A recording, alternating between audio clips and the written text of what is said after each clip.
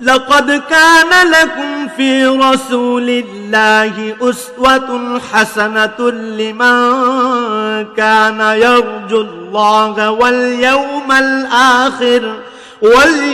الآخر وذكر الله كثيرا۔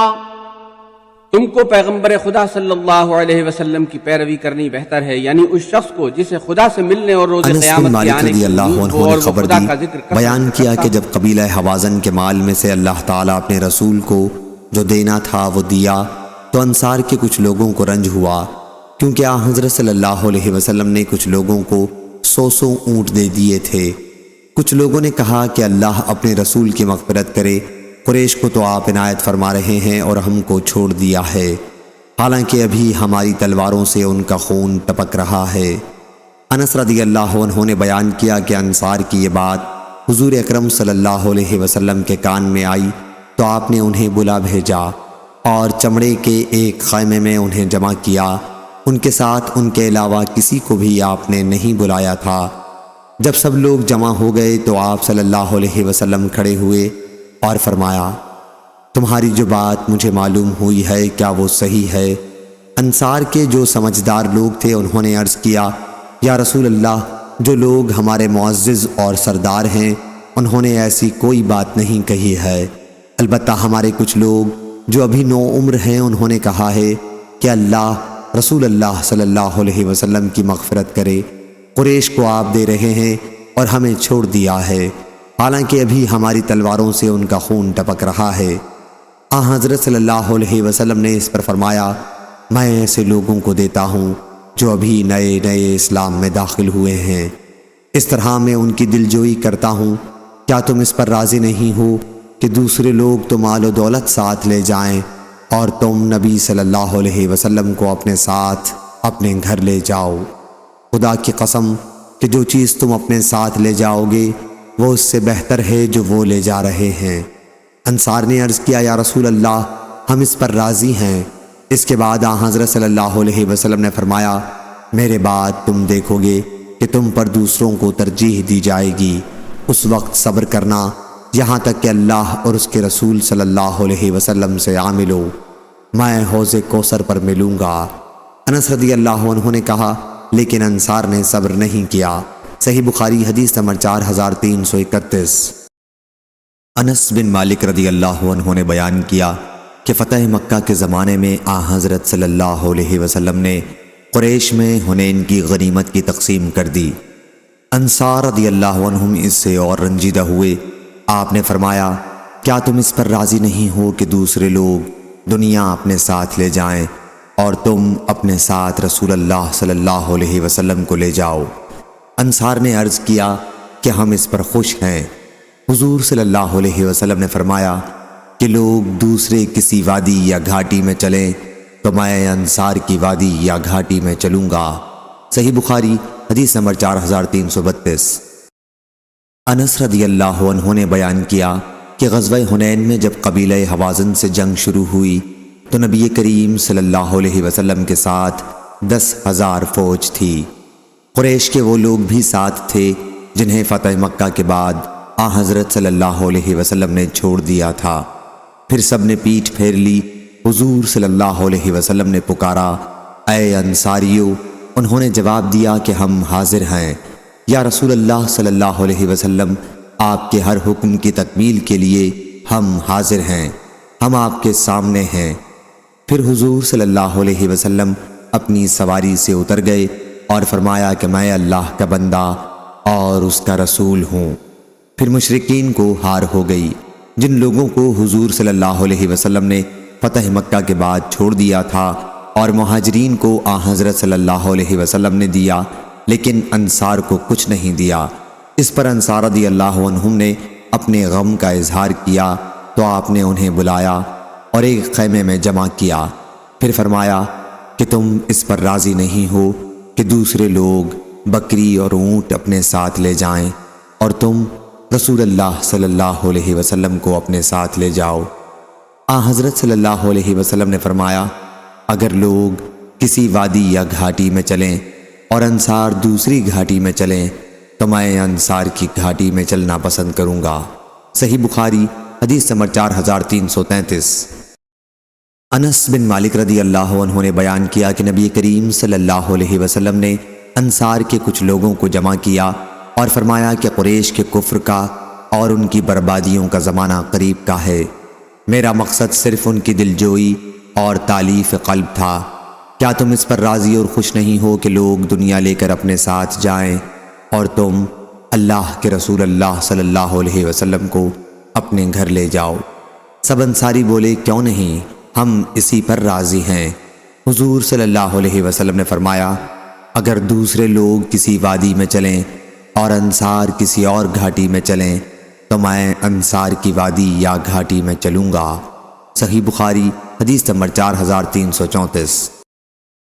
سفیان ثوری نے بیان کیا، ان سے عامش نے، ان سے ابو وائل نے اور ان سے عبداللہ بن مسعود رضی اللہ عنہ نے کہ جب رسول اللہ صلی اللہ علیہ وسلم حنین کے مال غنیمت کی تقسیم کر رہے تھے تو انصار کے ایک شخص نے جو منافق تھا کہا کہ اس تقسیم میں اللہ کی خوشنودی کا کوئی خیال نہیں رکھا گیا ہے۔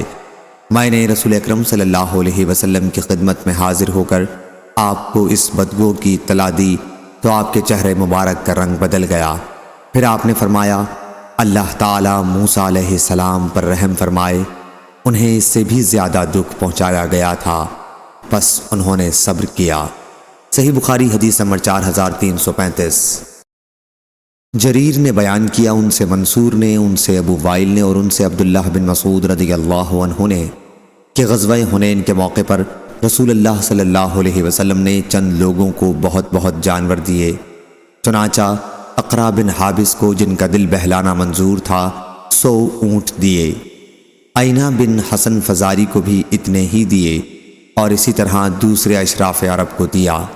اس پر ایک شخص نے کہا کہ اس تقسیم میں اللہ کی رضا کا کوئی خیال نہیں کیا گیا۔ ابن مسعود رضی اللہ عنہ نے بیان کیا کہ میں نے کہا کہ میں اس کی خبر رسول اللہ صلی اللہ علیہ وسلم کو کروں گا۔ جب حضرت صلی اللہ علیہ وسلم نے یہ کلمہ سنا تو فرمایا اللہ موسیٰ پر رحم فرمائے کہ انہیں اس سے بھی زیادہ دکھ دیا گیا تھا لیکن انہوں نے صبر کیا۔ صحیح بخاری حدیث نمبر 4336۔ انس بن مالک رضی اللہ عنہ نے بیان کیا کہ جب حنین کا دن ہوا تو قبیلہ حوازن اور غطفان اپنے مویشی اور بال بچوں کو ساتھ لے کر جنگ کے لیے نکلے۔ اس وقت حضرت صلی اللہ علیہ وسلم کے ساتھ 10,000 کا لشکر تھا۔ ان میں کچھ لوگ وہ بھی تھے جنہیں حضور صلی اللہ علیہ وسلم نے فتح مکہ کے بعد احسان رکھ کر چھوڑ دیا تھا۔ پھر ان سب نے پیٹھ پھیر لی اور حضور اکرم صلی اللہ علیہ وسلم تنہا رہ گئے۔ اس دن حضور صلی اللہ علیہ وسلم نے 2 مرتبہ پکارا، دونوں پکار ایک دوسرے سے الگ الگ تھیں۔ آپ نے دائیں طرف متوجہ ہو کر پکارا اے انصاریو، انہوں نے جواب دیا ہم حاضر ہیں یا رسول اللہ، آپ کو بشارت ہو ہم آپ کے ساتھ ہیں، لڑنے کو تیار ہیں۔ پھر آپ بائیں طرف متوجہ ہوئے اور آواز دی اے انصاریو، انہوں نے ادھر سے جواب دیا کہ ہم حاضر ہیں یا رسول اللہ، بشارت ہو ہم آپ کے ساتھ ہیں۔ حضور صلی اللہ علیہ وسلم اس وقت ایک سفید خچر پر سوار تھے۔ پھر آپ اتر گئے اور فرمایا میں اللہ کا بندہ اور اس کا رسول ہوں۔ انجام کار کافروں کو ہار ہوئی اور اس لڑائی میں بہت زیادہ غنیمت حاصل ہوئی۔ حضور صلی اللہ علیہ وسلم نے اسے مہاجرین میں اور قریشیوں میں تقسیم کر دیا جنہیں فتح مکہ کے موقع پر احسان رکھ کر چھوڑ دیا تھا۔ انصار کو اس میں سے کچھ نہیں عطا فرمایا۔ انصار کے بعض نوجوانوں نے کہا کہ جب سخت وقت آتا ہے تو ہمیں بلایا جاتا ہے اور غنیمت دوسروں کو تقسیم کر دی جاتی ہے۔ یہ بات حضور اکرم صلی اللہ علیہ وسلم تک پہنچی تو آپ نے انصار کو ایک خیمے میں جمع کیا اور فرمایا اے انصاریو، کیا وہ بات صحیح ہے جو تمہارے بارے میں مجھے معلوم ہوئی ہے؟ اس پر وہ خاموش ہو گئے۔ پھر حضور صلی اللہ علیہ وسلم نے فرمایا اے انصاریو، کیا تم اس پر خوش نہیں ہو کہ لوگ دنیا اپنے ساتھ لے جائیں گے اور تم رسول اللہ صلی اللہ علیہ وسلم کو اپنے گھر لے جاؤ گے؟ انصاریوں نے عرض کیا ہم اسی پر خوش ہیں۔ اس کے بعد حضور صلی اللہ علیہ وسلم نے فرمایا کہ اگر لوگ کسی وادی میں چلیں اور انصار کسی گھاٹی میں چلیں تو میں انصار ہی کی گھاٹی میں چلنا پسند کروں گا۔ اس پر ہشام نے پوچھا، اے ابو حمزہ، کیا آپ وہاں موجود تھے؟ انہوں نے کہا کہ میں حضور صلی اللہ علیہ وسلم سے غائب ہی کب ہوتا تھا۔ صحیح بخاری حدیث نمبر 4337۔ عبداللہ بن عمر رضی اللہ عنہ نے بیان کیا کہ نبی کریم صلی اللہ علیہ وسلم نے نجد کی طرف ایک لشکر روانہ کیا تھا، میں بھی اس میں شریک تھا۔ اس میں ہمارا حصہ مال غنیمت میں 12 اونٹ پڑے اور ایک ایک اونٹ ہمیں اور فالتو دیا گیا۔ اس طرح ہم 13 اونٹ ساتھ لے کر واپس آئے۔ صحیح بخاری حدیث نمبر 4338۔ معمر نے خبر دی۔ دوسری سند نعیم بن حماد نے بیان کیا، کہا ہم کو عبداللہ بن مبارک نے خبر دی، انہیں معمر نے، انہیں زہری نے، انہیں سالم نے اور ان سے ان کے والد عبداللہ بن عمر رضی اللہ عنہ نے بیان کیا کہ نبی کریم صلی اللہ علیہ وسلم نے خالد بن ولید رضی اللہ عنہ کو بنی جزیمہ کی طرف بھیجا۔ خالد بن ولید نے انہیں اسلام کی دعوت دی، لیکن انہیں اسلمنا، ہم اسلام لائے کہنا نہیں آتا تھا۔ اس کے بجائے وہ سبانا ہم بے دین ہو گئے، یعنی اپنے آبائے دین سے ہٹ گئے کہنے لگے۔ خالد رضی اللہ عنہ نے انہیں قتل کرنا اور قید کرنا شروع کر دیا، اور پھر ہم میں سے ہر شخص کو اس کا قیدی حفاظت کے لیے دے دیا۔ پھر جب ایک دن خالد رضی اللہ عنہ نے ہم سب کو حکم دیا کہ ہم اپنے قیدیوں کو قتل کر دیں، میں نے کہا اللہ کی قسم میں اپنے قیدی کو قتل نہیں کروں گا، اور نہ میرے ساتھیوں میں کوئی اپنے قیدی کو قتل کرے گا۔ آخر جب ہم رسول اللہ صلی اللہ علیہ وسلم کی خدمت میں حاضر ہوئے اور آپ سے صورتحال کا بیان کیا تو آپ نے ہاتھ اٹھا کر دعا کی، اے اللہ، میں اس فعل سے بیزاری کا اعلان کرتا ہوں جو خالد نے کیا۔ 2 مرتبہ آپ نے یہی فرمایا۔ صحیح بخاری حدیث نمبر 4339۔ حضرت علی رضی اللہ عنہ نے بیان کیا کہ نبی کریم صلی اللہ علیہ وسلم نے ایک مختصر لشکر روانہ کیا اور اس کا امیر ایک انصاری صحابی عبداللہ بن حذافہ سہمی رضی اللہ عنہ کو بنایا، اور لشکریوں کو حکم دیا کہ سب اپنے امیر کی اطاعت کریں۔ پھر امیر کسی وجہ سے غصہ ہو گئے اور اپنے فوجیوں سے پوچھا کہ کیا تمہیں رسول اللہ صلی اللہ علیہ وسلم نے میری اطاعت کرنے کا حکم نہیں فرمایا ہے؟ سب نے کہا کہ ہاں فرمایا ہے۔ انہوں نے کہا پھر تم سب لکڑیاں جمع کرو۔ انہوں نے لکڑیاں جمع کی تو امیر نے حکم دیا کہ اس میں آگ لگاؤ، اور انہوں نے آگ لگا دی۔ اب انہوں نے حکم دیا کہ سب اس میں کود جاؤ۔ فوجی کود جانا ہی چاہتے تھے کہ انہی میں سے بعض نے بعض کو روکا اور کہا کہ ہم تو اس آگ ہی کے خوف سے رسول اللہ صلی اللہ علیہ وسلم کی طرف آئے ہیں۔ ان باتوں میں وقت گزر گیا اور آگ بھی بجھ گئی۔ اس کے بعد امیر کا غصہ بھی ٹھنڈا ہو گیا۔ جب اس کی خبر رسول اللہ صلی اللہ علیہ وسلم کو پہنچی تو آپ نے فرمایا کہ اگر یہ لوگ اس میں کود جاتے تو پھر قیامت تک اس میں سے نہ نکلتے۔ اطاعت کا حکم صرف نیک کاموں کے لیے ہے۔ صحیح بخاری حدیث نمبر 4340۔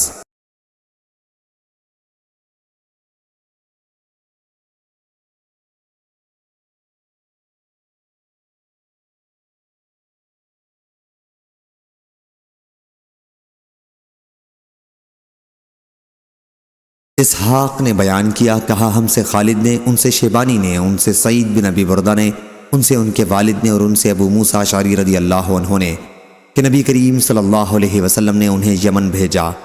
ابو موسیٰ رضی اللہ عنہ نے حضرت صلی اللہ علیہ وسلم سے ان شربتوں کا مسئلہ پوچھا جو یمن میں بنائے جاتے تھے۔ حضرت صلی اللہ علیہ وسلم نے دریافت فرمایا کہ وہ کیا ہیں؟ ابو موسیٰ رضی اللہ عنہ نے بتایا کہ المطبع اور المزر۔ سعید بن ابی بردہ نے کہا کہ میں نے ابو بردہ اپنے والد سے پوچھا المطبع کیا چیز ہے؟ انہوں نے بتایا کہ شہد سے تیار کی ہوئی شراب، اور المزر جو سے تیار کی ہوئی شراب۔ جواب میں حضرت صلی اللہ علیہ وسلم نے فرمایا کہ ہر نشہ آور پینا حرام ہے۔ اس کی روایت جریر اور عبد الواحد نے شیبانی سے کی ہے اور انہوں نے ابو بردہ سے کی ہے۔ صحیح بخاری حدیث نمبر 4343۔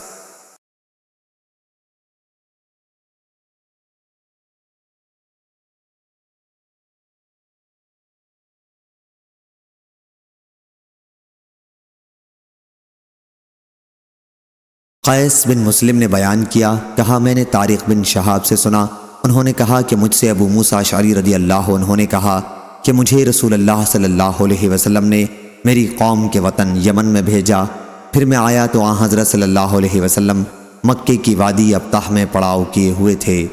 آپ نے دریافت فرمایا، عبداللہ بن قیس تم نے حج کا احرام باندھ لیا؟ میں نے عرض کیا جی ہاں یا رسول اللہ۔ آپ نے دریافت فرمایا کلمات احرام کس طرح کہے؟ بیان کیا کہ میں نے عرض کیا کہ یوں کلمات ادا کیے ہیں، اے اللہ میں حاضر ہوں، اور جس طرح آپ نے احرام باندھا ہے میں نے بھی اسی طرح باندھا ہے۔ فرمایا تم اپنے ساتھ قربانی کا جانور بھی لائے ہو؟ میں نے کہا کہ کوئی جانور تو میں اپنے ساتھ نہیں لایا۔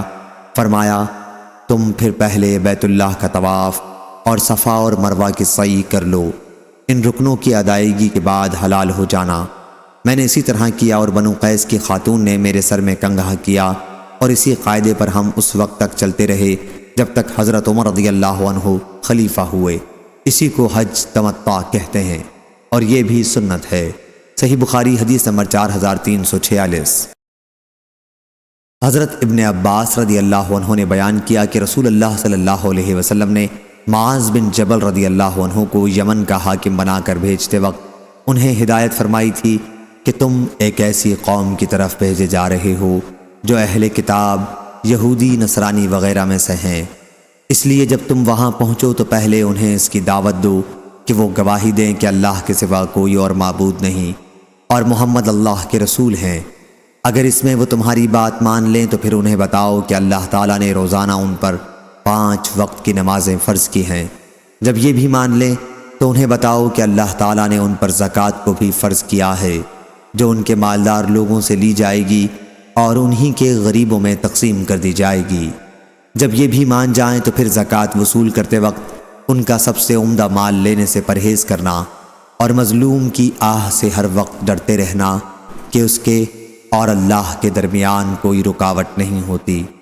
ابو عبداللہ امام بخاری نے کہا کہ سورہ مائدہ میں جو طاعت کا لفظ آیا ہے اس کا وہی معنی ہے جو طاعت اور اطاعت کا ہے، جیسے کہتے ہیں طاعت طاعت اطاعت، سب کا معنی ایک ہی ہے۔ صحیح بخاری حدیث نمبر 4347۔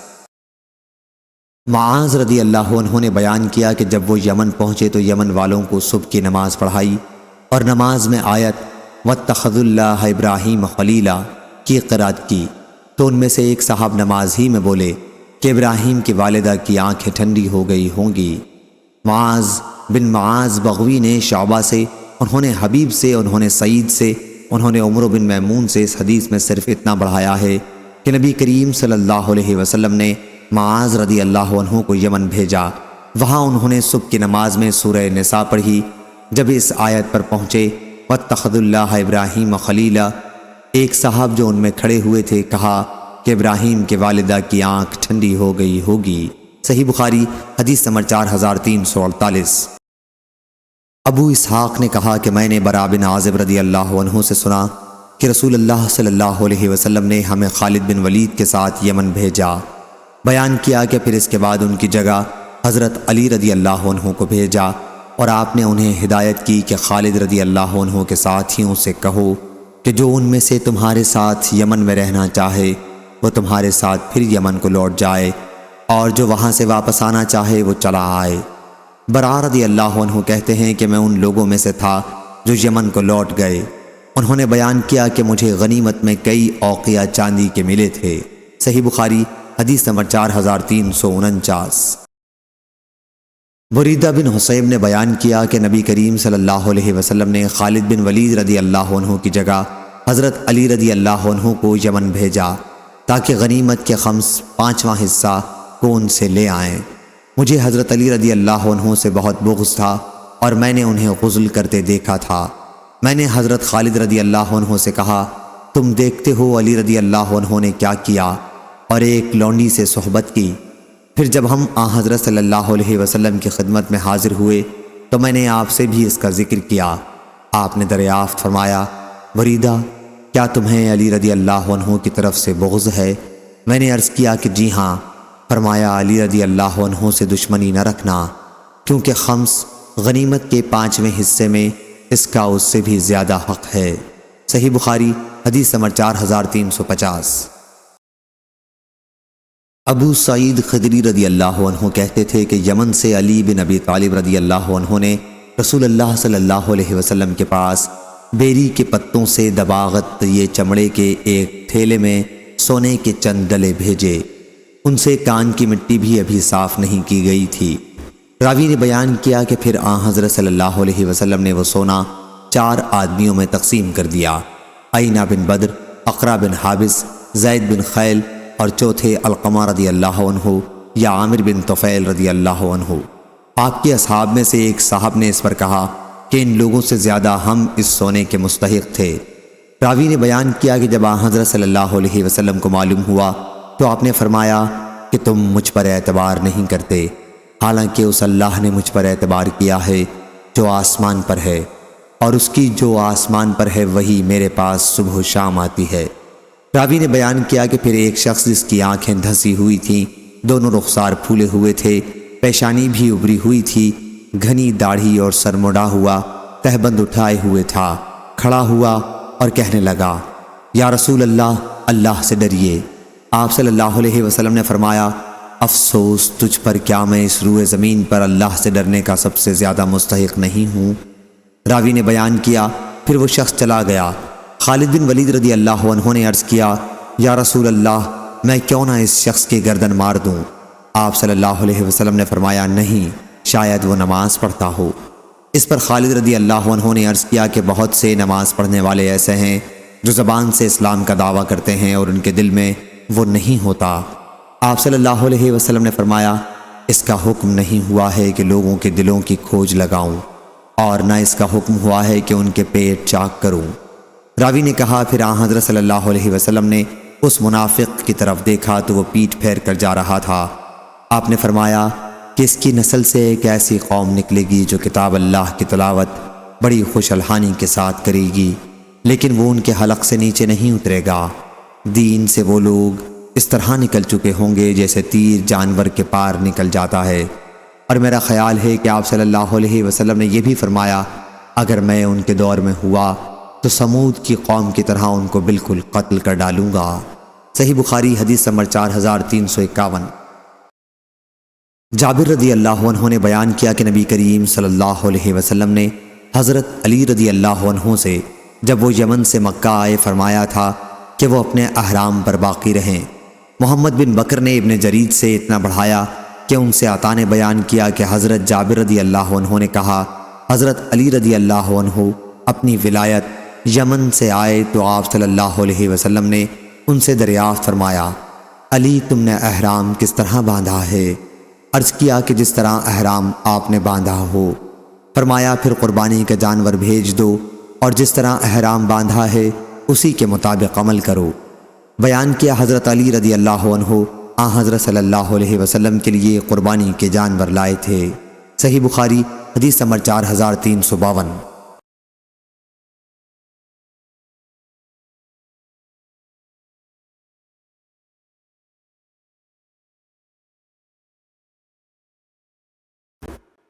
جریر بن عبداللہ بجلی رضی اللہ عنہ نے بیان کیا کہ جاہلیت میں ایک بت خانہ ذوالخلصہ نامی تھا، اسے کعبہ یمانیہ اور کعبہ شامیہ بھی کہا جاتا تھا۔ آن حضرت صلی اللہ علیہ وسلم نے مجھ سے فرمایا، ذوالخلصہ کی تکلیف سے مجھے کیوں نہیں نجات دلاتے؟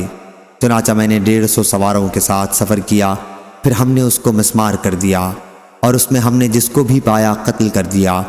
پھر میں آپ کی خدمت میں حاضر ہوا اور آپ کو اس کی خبر دی تو آپ نے ہمارے قبیلہ احمس کے لیے بہت دعا فرمائی۔ صحیح بخاری حدیث نمبر 4355۔ جریر بن عبداللہ بجلی رضی اللہ عنہ نے بیان کیا کہ رسول اللہ صلی اللہ علیہ وسلم نے مجھ سے فرمایا، تم مجھے ذوالخلصہ سے کیوں نہیں بے فکر کرتے؟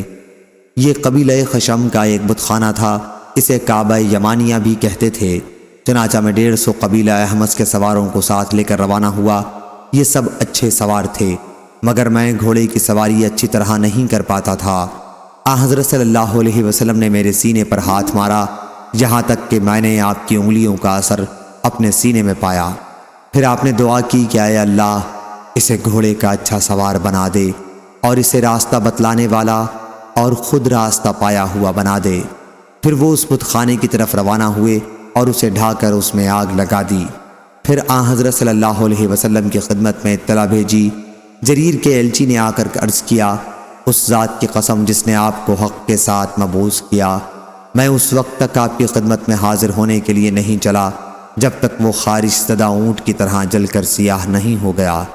بیان کیا کہ پھر آن حضرت صلی اللہ علیہ وسلم نے قبیلہ احمس کے گھوڑوں اور لوگوں کے لیے 5 مرتبہ برکت کی دعا فرمائی۔ صحیح بخاری حدیث نمبر 4356۔ جریر بن عبداللہ بجلی رضی اللہ عنہ نے بیان کیا کہ مجھ سے رسول اللہ صلی اللہ علیہ وسلم نے فرمایا، ذوالخلصہ سے مجھے کیوں نہیں بے فکری دلاتے؟ میں نے عرض کیا، میں حکم کی تعمیل کروں گا۔ چنانچہ قبیلہ احمس کے 150 سواروں کو ساتھ لے کر میں روانہ ہوا۔ یہ سب اچھے سوار تھے، لیکن میں سواری اچھی طرح نہیں کر پاتا تھا۔ میں نے اس کے متعلق آن حضرت صلی اللہ علیہ وسلم سے ذکر کیا تو آپ نے اپنا ہاتھ میرے سینے پر مارا، جس کا اثر میں نے اپنے سینے میں دیکھا، اور آن حضرت صلی اللہ علیہ وسلم نے دعا فرمائی، اے اللہ اسے اچھا سوار بنا دے اور اسے ہدایت کرنے والا اور خود ہدایت پایا بنا دے۔ راوی نے بیان کیا کہ پھر اس کے بعد میں کبھی کسی گھوڑے سے نہیں گرا۔ راوی نے بیان کیا کہ ذوالخلصہ ایک بت خانہ تھا یمن میں قبیلہ خشم اور بجیلہ کا۔ اس میں بت تھے جن کی پوجا کی جاتی تھی اور اسے کعبہ بھی کہتے تھے۔ بیان کیا کہ پھر جریر وہاں پہنچے اور اسے آگ لگا دی اور منہدم کر دیا۔ بیان کیا کہ جب جریر رضی اللہ عنہ یمن پہنچے تو وہاں ایک شخص تھا جو تیروں سے فال نکالا کرتا تھا۔ اس سے کسی نے کہا کہ رسول اللہ صلی اللہ علیہ وسلم کے ایلچی یہاں آ گئے ہیں، اگر انہوں نے تمہیں پا لیا تو تمہاری گردن مار دیں گے۔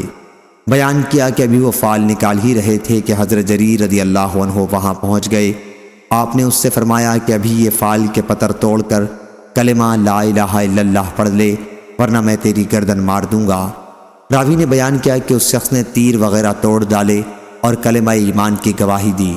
اس کے بعد جریر نے قبیلہ احمس کے ایک صحابی ابو ارطاط رضی اللہ عنہ نامی کو آن حضرت صلی اللہ علیہ وسلم کی خدمت میں آپ کو خوشخبری سنانے کے لیے بھیجا۔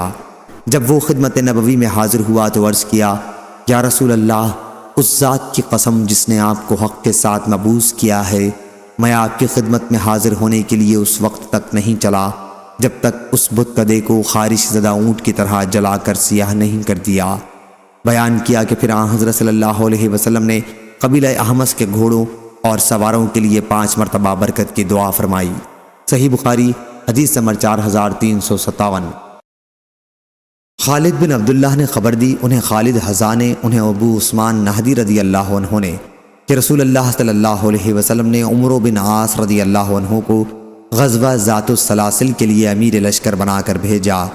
عمرو بن عاص رضی اللہ عنہ نے بیان کیا کہ غزوے سے واپس آ کر میں حضور اکرم صلی اللہ علیہ وسلم کی خدمت میں حاضر ہوا اور آپ سے پوچھا کہ آپ کو سب سے زیادہ عزیز کون شخص ہے؟ فرمایا کہ عائشہ رضی اللہ عنہا۔ میں نے پوچھا اور مردوں میں؟ فرمایا کہ اس کے والد۔ میں نے پوچھا اس کے بعد کون؟ فرمایا کہ عمر رضی اللہ عنہ۔ اس طرح آپ نے کئی آدمیوں کے نام لیے، بس میں خاموش ہو گیا کہ کہیں آپ مجھے سب سے بعد میں نہ کر دیں۔ صحیح بخاری حدیث نمبر 4358۔ جریر بن عبداللہ بجلی رضی اللہ عنہ نے بیان کیا کہ یمن سے واپسی پر مدینہ آنے کے لیے میں دریا کے راستے سے سفر کر رہا تھا۔ اس وقت یمن کے 2 آدمیوں ذو کلا اور ذو عمرو سے میری ملاقات ہوئی۔ میں ان سے حضور اکرم صلی اللہ علیہ وسلم کی باتیں کرنے لگا۔ اس پر ذو عمرو نے کہا، اگر تمہارے صاحب یعنی حضور اکرم صلی اللہ علیہ وسلم وہی ہیں جن کا ذکر تم کر رہے ہو تو ان کی وفات کو بھی 3 دن گزر چکے۔ یہ دونوں میرے ساتھ ہی مدینے کی طرف چل رہے تھے۔ راستے میں ہمیں مدینے کی طرف سے آتے ہوئے کچھ سوار دکھائی دیے۔ ہم نے ان سے پوچھا تو انہوں نے اس کی تصدیق کی کہ آن حضرت صلی اللہ علیہ وسلم وفات پا گئے ہیں۔ آپ کے خلیفہ ابو بکر رضی اللہ عنہ منتخب ہوئے ہیں اور لوگ اب بھی سب خیریت سے ہیں۔ ان دونوں نے مجھ سے کہا کہ اپنے صاحب ابو بکر رضی اللہ عنہ سے کہنا کہ ہم آئے تھے اور انشاءاللہ پھر مدینہ آئیں گے۔ یہ کہہ کر دونوں یمن کی طرف واپس چلے گئے۔ پھر میں نے ابو بکر رضی اللہ عنہ کو ان کی باتوں کی اطلاع دی تو آپ نے فرمایا کہ پھر انہیں اپنے ساتھ لائے کیوں نہیں؟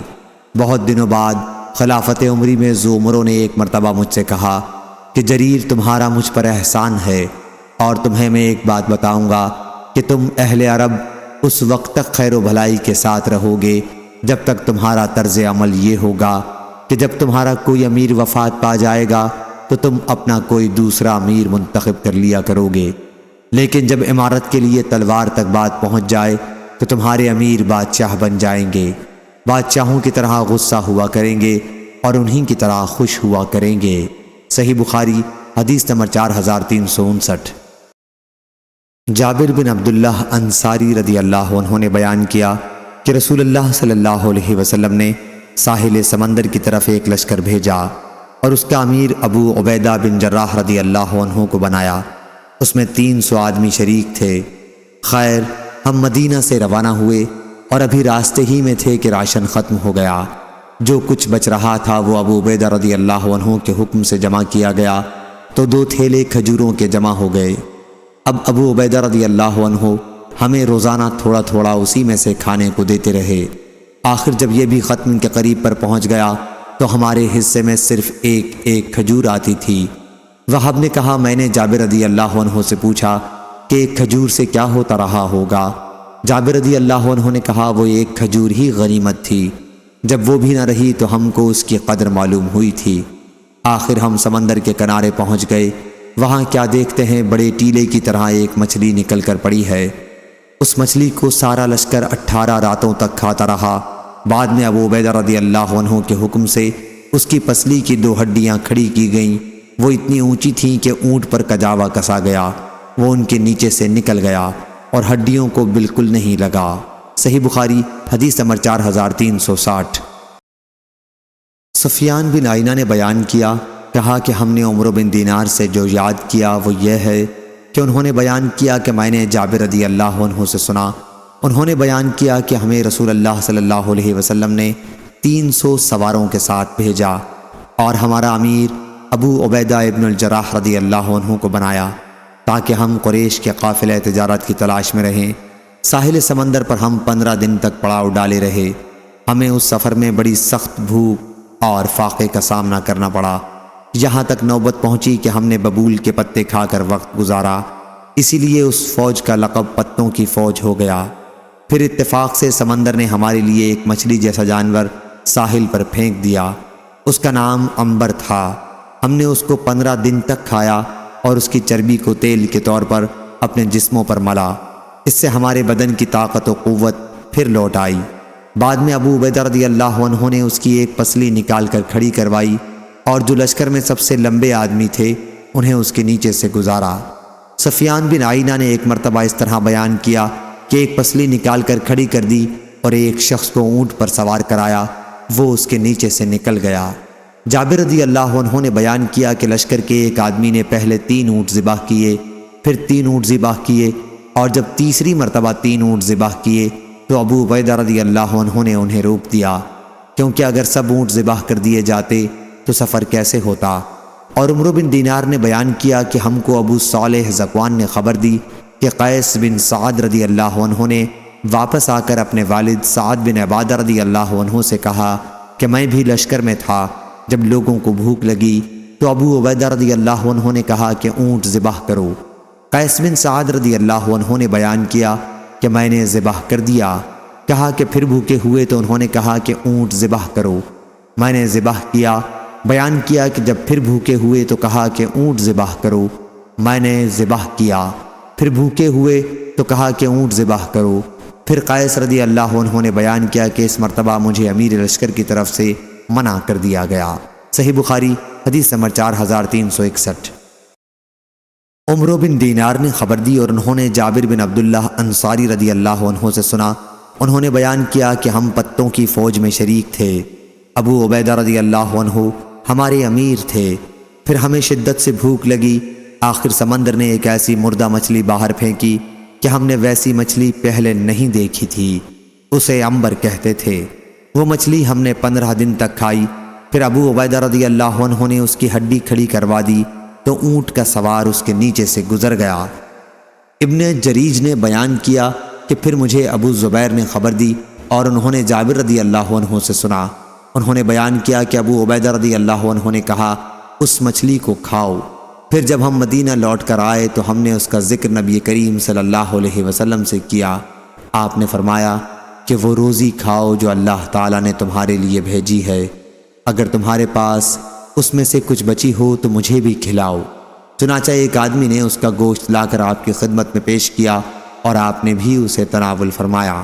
صحیح بخاری حدیث نمبر 4362۔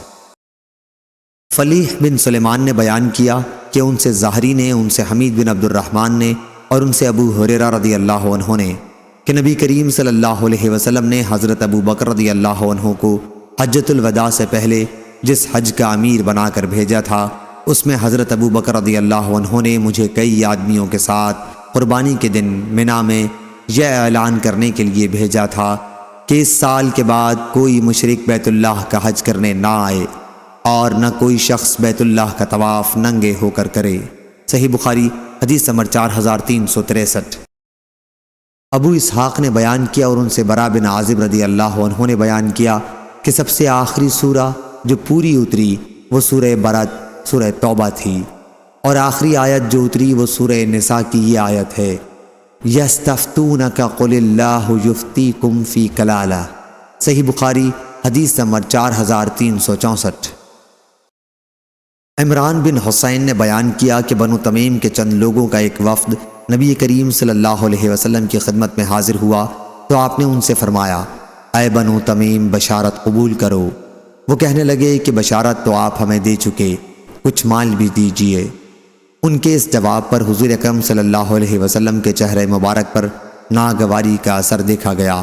پھر یمن کے چند لوگوں کا ایک وفد حضرت صلی اللہ علیہ وسلم کی خدمت میں حاضر ہوا تو آپ نے ان سے فرمایا کہ بنو تمیم نے بشارت نہیں قبول کی، تم قبول کر لو۔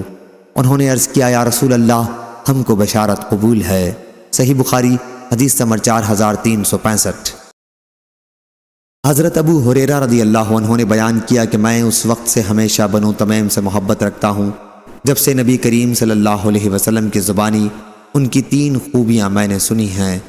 حضرت صلی اللہ علیہ وسلم نے ان کے متعلق فرمایا تھا کہ بنو تمیم دجال کے حق میں میری امت کے سب سے زیادہ سخت لوگ ثابت ہوں گے، اور بنو تمیم کی ایک قیدی خاتون عائشہ رضی اللہ عنہا کے پاس تھیں۔ حضرت صلی اللہ علیہ وسلم نے فرمایا کہ اسے آزاد کر دو، کیونکہ یہ اسماعیل علیہ السلام کی اولاد میں سے ہے اور ان کے یہاں سے زکوٰۃ وصول ہو کر آئی۔ تو آپ نے فرمایا کہ یہ قوم کی، یا یہ فرمایا کہ یہ میری قوم کی زکوٰۃ ہے۔ صحیح بخاری حدیث نمبر 4366۔ ابن جریج نے خبر دی، انہیں ابن ابی ملیکہ نے اور انہیں عبداللہ بن زبیر رضی اللہ عنہ نے خبر دی کہ بنو تمیم کے چند سوار نبی کریم صلی اللہ علیہ وسلم کی خدمت میں حاضر ہوئے اور عرض کی کہ آپ ہمارا کوئی امیر منتخب کر دیجئے۔ ابو بکر رضی اللہ عنہ نے کہا کہ قعقاع بن معبد بن زرارہ رضی اللہ عنہ کو امیر منتخب کر دیجئے۔ عمر رضی اللہ عنہ نے عرض کیا کہ یا رسول اللہ بلکہ آپ اقرع بن حابس رضی اللہ عنہ کو ان کا امیر منتخب فرما دیجئے۔ اس پر ابو بکر رضی اللہ عنہ نے عمر رضی اللہ عنہ سے کہا کہ تمہارا مقصد صرف مجھ سے اختلاف کرنا ہے۔ عمر رضی اللہ عنہ نے کہا کہ نہیں، میری غرض مخالفت کی نہیں ہے۔ دونوں اتنا جھگڑے کہ آواز بلند ہو گئی۔ اس پر سورہ حجرات کی یہ آیت نازل ہوئی، یا ایھا الذین آمنوا لا تقدموا، آخر آیت تک۔ صحیح بخاری حدیث نمبر 4367۔ قرہ بن خالد نے بیان کیا، ان سے ابو حمزہ نے کہ میں نے ابن عباس رضی اللہ عنہ سے پوچھا کہ میرے پاس ایک گھڑا ہے جس میں میرے لیے نیند یعنی کھجور کا شربت بنایا جاتا ہے، میں وہ میٹھے رہنے تک پیا کرتا ہوں، بعض وقت بہت پی لیتا ہوں اور لوگوں کے پاس دیر تک بیٹھا رہتا ہوں تو ڈرتا ہوں کہ کہیں فضیحت نہ ہو، لوگ کہنے لگیں کہ یہ نشہ باز ہے۔ اس پر ابن عباس رضی اللہ عنہ نے کہا کہ قبیلہ عبد القیس کا وفد نبی کریم صلی اللہ علیہ وسلم کی خدمت میں حاضر ہوا تو آپ نے فرمایا، اچھے آئے، نہ ذلیل ہوئے نہ شرمندہ، خوشی سے مسلمان ہو گئے، نہ ہوتے تو ذلت اور شرمندگی حاصل ہوتی۔ انہوں نے عرض کیا، یا رسول اللہ ہمارے اور آپ کے درمیان میں مشرکین کے قبائل پڑتے ہیں، اس لیے ہم آپ کی خدمت میں صرف حرمت والے مہینوں میں ہی حاضر ہو سکتے ہیں۔ آپ ہمیں وہ احکام و ہدایات سنا دیں کہ اگر ہم ان پر عمل کرتے رہیں تو جنت میں داخل ہوں، اور جو لوگ ہمارے ساتھ نہیں آ سکے ہیں انہیں بھی وہ ہدایات پہنچا دیں۔ حضرت صلی اللہ علیہ وسلم نے فرمایا کہ میں تمہیں 4 چیزوں کا حکم دیتا ہوں اور 4 چیزوں سے روکتا ہوں۔ میں تمہیں حکم دیتا ہوں اللہ پر ایمان لانے کا، تمہیں معلوم ہے اللہ پر ایمان لانا کسے کہتے ہیں؟ اس کی گواہی دینا کہ اللہ کے سوا کوئی معبود نہیں، نماز قائم کرنے کا، زکوٰۃ دینے، رمضان کے روزے رکھنے اور مال غنیمت میں سے 5واں حصہ بیت المال کو ادا کرنے کا حکم دیتا ہوں۔ اور میں تمہیں 4 چیزوں سے روکتا ہوں، یعنی کدو کے توبے میں اور کریدی ہوئی لکڑی کے برتن میں اور سبز لاکھی برتن میں اور روغنی برتن میں نبیذ بھگونے سے منع کرتا ہوں۔ صحیح بخاری حدیث نمبر 4368۔ ابو جمرہ نے بیان کیا، کہا کہ میں نے ابن عباس رضی اللہ عنہ سے سنا کہ وہ بیان کرتے تھے کہ جب قبیلہ عبد القیس کا وفد حضور اکرم صلی اللہ علیہ وسلم کی خدمت میں حاضر ہوا تو انہوں نے عرض کیا، یا رسول اللہ، ہم قبیلہ ربیعہ کی ایک شاخ ہیں اور ہمارے اور آپ کے درمیان کفار مضر کے قبائل پڑتے ہیں۔ ہم حضور صلی اللہ علیہ وسلم کی خدمت میں صرف حرمت والے مہینوں میں ہی حاضر ہو سکتے ہیں، اس لیے آپ چند ایسی باتیں بتلا دیجئے کہ ہم بھی ان پر عمل کریں، اور جو لوگ ہمارے ساتھ نہیں آ سکے ہیں انہیں بھی اس کی دعوت دیں۔ حضرت صلی اللہ علیہ وسلم نے فرمایا کہ میں تمہیں 4 چیزوں کا حکم دیتا ہوں اور 4 چیزوں سے روکتا ہوں۔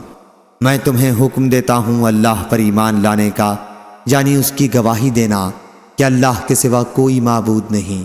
پھر آپ نے اپنی انگلی سے ایک اشارہ کیا، اور نماز قائم کرنے کا، زکوٰۃ دینے کا اور اس کا مال غنیمت میں سے 5واں حصہ بیت المال کو ادا کرتے رہنا۔ اور میں تمہیں دبا، نقیر، مزفت اور حنتم کے برتنوں کے استعمال سے روکتا ہوں۔ صحیح بخاری حدیث نمبر 4369۔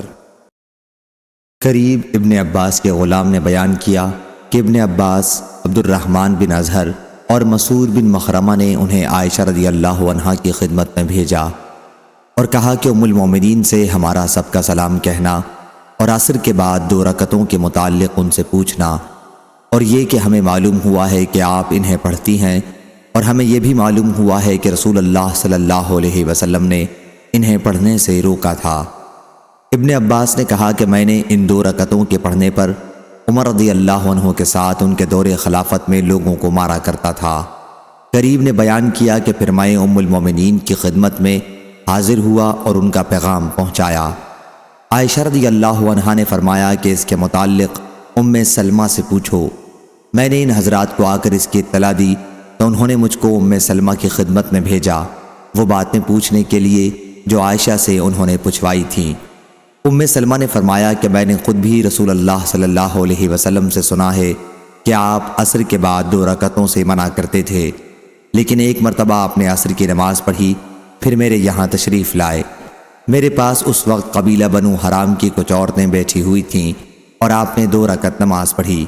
یہ دیکھ کر میں نے خادمہ کو آپ کی خدمت میں بھیجا اور اسے ہدایت کر دی کہ حضور صلی اللہ علیہ وسلم کے پہلو میں کھڑی ہو جانا اور عرض کرنا کہ ام سلمہ نے پوچھا ہے یا رسول اللہ، میں نے تو آپ سے ہی سنا تھا اور آپ نے عصر کے بعد ان 2 رکعتوں کے پڑھنے سے منع کیا تھا، لیکن آج میں خود آپ کو 2 رکعت پڑھتے دیکھ رہی ہوں۔ اگر حضرت صلی اللہ علیہ وسلم ہاتھ سے اشارہ کریں تو پھر پیچھے ہٹ جانا۔ خادمہ نے میری ہدایت کے مطابق کیا اور حضور صلی اللہ علیہ وسلم نے ہاتھ سے اشارہ کیا تو وہ پیچھے ہٹ گئی۔ پھر جب فارغ ہوئے تو فرمایا، اے ابو امیہ کی بیٹی، عصر کے بعد کی 2 رکعتوں کے متعلق تم نے سوال کیا ہے۔ وجہ یہ ہوئی تھی کہ قبیلہ عبد القیس کے کچھ لوگ میرے یہاں اپنی قوم کا اسلام لے کر آئے تھے اور ان کی وجہ سے ظہر کے بعد کی 2 رکعتیں میں نہیں پڑھ سکا تھا۔ یہ وہی 2 رکعتیں ہیں۔ صحیح بخاری حدیث نمبر 4370۔ حضرت عبداللہ بن عباس رضی اللہ عنہ نے بیان کیا کہ رسول اللہ صلی اللہ علیہ وسلم کی مسجد یعنی مسجد نبوی کے بعد سب سے پہلا جمعہ حواسی کی مسجد میں عبد القیس میں قائم ہوا۔ حواسی بحرین کا ایک گاؤں تھا۔ صحیح بخاری حدیث نمبر 4371۔ سعید بن ابی سعید نے بیان کیا، انہوں نے ابو ہریرہ رضی اللہ عنہ سے سنا، انہوں نے بیان کیا کہ نبی کریم صلی اللہ علیہ وسلم نے نجد کی طرف کچھ سوار بھیجے۔ وہ قبیلہ بنو حنیفہ کے سرداروں میں سے ایک شخص ثمامہ بن اسال نامی کو پکڑ کر لائے اور مسجد نبوی کے ایک ستون سے باندھ دیا۔